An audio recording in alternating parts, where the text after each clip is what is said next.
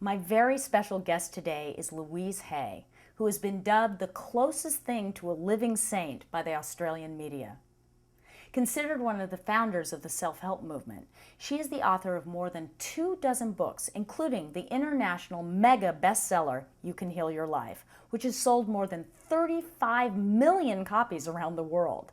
The New York Times calls her one of the best-selling authors in history. Thanks to Louise's healing techniques and positive philosophy, millions have learned how to create more of what they want in their lives, including healing and well-being in their bodies, minds, and spirits. She is the founder and chairman of Hay House, a successful publishing company that began in the living room of her home before turning into a worldwide publishing company with offices in the UK, Australia, India, and South Africa. Hay House authors include Wayne Dyer, Dr. Christiane Northrup, Susie Orman, Dr. Brian Weiss, Doreen Virtue, and many other notables in the self-help movement. An active philanthropist, her nonprofit organization is the Hay Foundation, which supports those dealing with AIDS, battered women, and other challenged individuals in our society. Although she is now officially retired, we saw her on Oprah last year, and now I am thrilled to say that she is here with us today.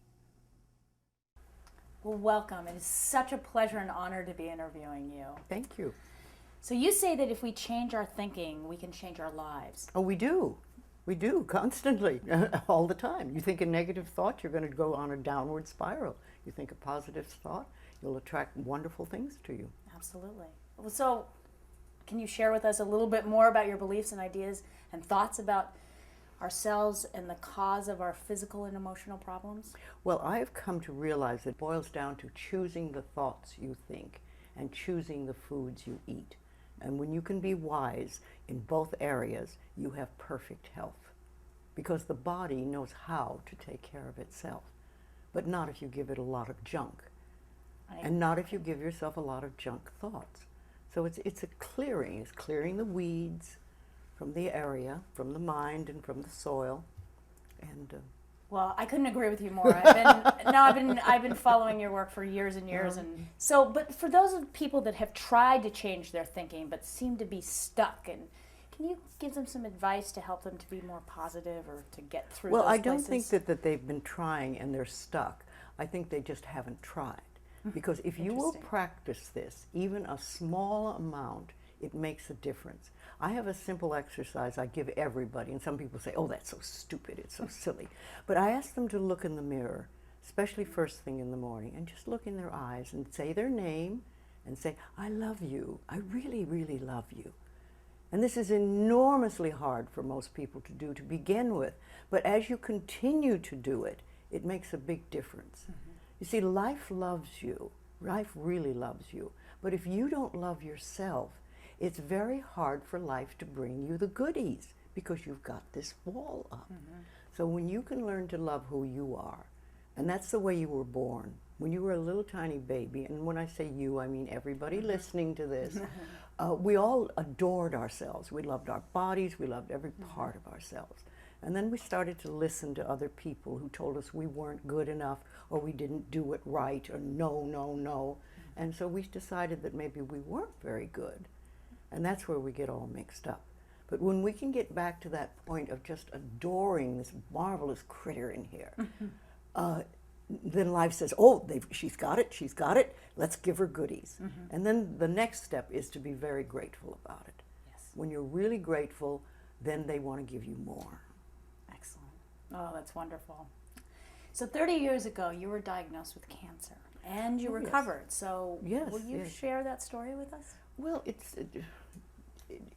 what I realized at the time was that I had already been studying this stuff, the metaphysics and the thoughts, etc. And when that happened, I realized that life was giving me a chance to prove to myself that what I was teaching worked. So I said, okay, you better get in there, girl, and do it. But I did, yes, I not only changed thoughts, but I think one of the things that was the most helpful, really, was the forgiveness. I really got in there and dug out as much as I could find out about my parents' childhood. And when you understand somebody's childhood, then you can understand how they went from being this wonderful little baby to the people who would mistreat another child. And that sort of gives you a point to begin your forgiveness work. And when I started to do that, I think that was the big shift inside. Yeah. But then, of course, I also did, I found a wonderful naturopathic doctor. Yes. And there's a very interesting story goes with that, because this is over 30 years ago. And last week I had a letter from him. And we have not communicated in all this time. This is the naturopath? Yes. I had a letter from him, and he wanted me to do his second book. Oh, wow. And I thought, wow, isn't this interesting? Because here's a man who literally contributed over 30 years ago to healing my life. Yeah. And now I get to do something for him. That's so beautiful. So we said, it comes full circle, yes, right? Full circle. So I'm wonderful. going to do whatever I can for him. So we had the manuscript come, and we've gone over it, and we really like it, and it's wonderful. That's beautiful. And you can't make this stuff up. No, you can't. When life has an opportunity it wants to present to you, it's there. Well, it's interesting. My ex-husband had cancer, and we did very similar things. It was the food, it was the lifestyle, it was looking at yourself in the mirror, looking at the history and where you come from. So I remember beating a lot of pillows. Yes, exactly. There you go. So Hay House South Africa gives 100% of its profits back to the people of South Africa. Yes, to the NOAA group. Okay. Yes, and which it's is specifically to the 800,000 children orphaned from the AIDS epidemic. Yes, we can't do them all. I mean, that's a lot of people, but we take whatever profits we have and we give it to one of the NOAA groups there. Well, what drew you to this cause? Why South Africa? I've been working with AIDS since day one. I know, you have a power, you've had a powerful I didn't effect ask for it, but life said, here, you handle this one. Right. In a time when nobody knew anything. Nobody People knew were what. scared. Oh, they were terrified. They wouldn't touch each other. They were. Oh, it was so silly. I wouldn't get into that. But I knew I would never get it. I knew that, and I just treated people as people. But so I've been with AIDS since day one, and all AIDS things sort of touch my heart. Oh, that's so beautiful. Yes, I have a small foundation, and I call it Heart Money. Because when I hear of something that touches my heart, then I give what I can to them. That's fantastic. So, since we're here at the Spiritual Cinema Circle, we have to ask you about movies. When did you first fall in love with movies? Oh, well, this is interesting because I grew up in the Shirley Temple era when everybody all the kids at school went to see Shirley Temple whenever it came out, and they'd all come and they'd talk. But I never went to a movie, never went to one movie in my entire childhood, with one exception. I had a very bad toothache one day, and it must have been really bad for them to take me to a dentist and spend money. And they pulled my tooth, and I was so frightened that I fainted. And I remember waking up and I was having my face slapped by my stepfather, not the dentist. And then that tells us a lot about your history. and then he took me to a movie, and it was The Bride of Frankenstein. Wow.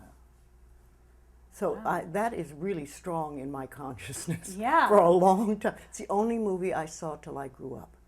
The Really? only one. I never got to see a Shirley Temple movie. I got to see The Bride of Frankenstein. I don't blame you for being a little bit not so interested in going, but you must have some favorite all-time movie. I mean, there must be something that you... Harold and Maude is probably Really? my favorite all-time And inspired movie. and touched but you? But a lot of it. Yeah? I've seen it, 40 times. Really? Yes. Yeah. What inspires you about that movie? Well, it's just a charming movie. It's very, very charming, and it's funny, and it's goofy. Yeah. And, there's a lot of movies that I've liked over the time. But, I've just made a movie 2 years ago, and it was my first movie. And what I was thinking at the time, it's so interesting because most women in their 30s or 40s in the movie industry, can't get a part because they're too old. And here I was, 80 years old, making my first movie and being the star in it and getting to do my own dialogue. And I thought, wow, this is really great. I saw your movie, by the way, and it's wonderful. It's very wonderful. Yes. So if you were to recommend to people or to young people what movies they should watch, if there was would you recommend? I would say movies that inspire them. Yeah, exactly. Yes, things that inspire you to feel good and things that give you a warm feeling in your heart. Exactly. Yes. Can you give us any positive message that you would want to get out there to our Teach people viewership? to love themselves. Yeah.